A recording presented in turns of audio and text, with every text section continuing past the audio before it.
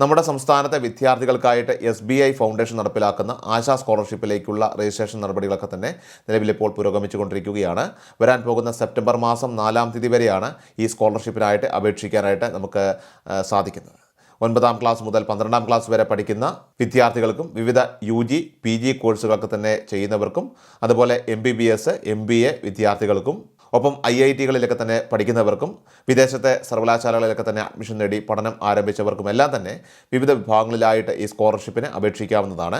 ആകെ 100 കോടിയിലധികം രൂപ വകയിരുത്തിയിട്ടുള്ള ഈ പദ്ധതിയിലൂടെ ഈ വർഷം രാജ്യത്തൊട്ടാകെയുള്ള 25,000 വിദ്യാർത്ഥികൾക്കാണ് സ്കോളർഷിപ്പ് വിതരണം ചെയ്യുന്നത്. അപേക്ഷിക്കുന്നതിന് റേഷൻ കാർഡിന് മുൻഗണനയോ വ്യത്യാസങ്ങളോ ഒന്നും തന്നെ തടസ്സമല്ല.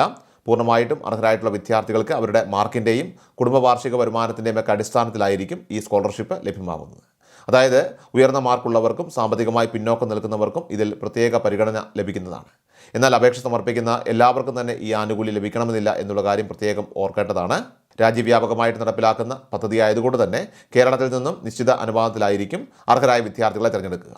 അപേക്ഷ സമർപ്പിച്ചു കഴിഞ്ഞാൽ രേഖകളുടെ പരിശോധന ഉൾപ്പെടെയുള്ള നടപടിക്രമങ്ങളൊക്കെ തന്നെ പൂർത്തിയാക്കിയ ശേഷമായിരിക്കും അന്തിമ പട്ടിക പ്രസിദ്ധീകരിക്കുന്നത്. ഈ സ്കോളർഷിപ്പിൻ്റെ കൂടുതൽ വിവരങ്ങളൊക്കെ തന്നെ അടങ്ങിയ വിശദമായിട്ടുള്ളൊരു വീഡിയോ കഴിഞ്ഞ ദിവസം നമ്മുടെ ചാനലിൽ അപ്ലോഡ് ചെയ്തിട്ടുണ്ട്. അത് കണ്ട് എല്ലാവരും കൃത്യമായി കാര്യങ്ങൾ മനസ്സിലാക്കിയ ശേഷം അർഹതയുള്ള എല്ലാ വിദ്യാർത്ഥികളും സമയബന്ധിതമായി തന്നെ ഇതിലേക്ക് അപേക്ഷ സമർപ്പിക്കാനായിട്ട് പ്രത്യേകം ശ്രദ്ധിക്കേണ്ടതാണ്.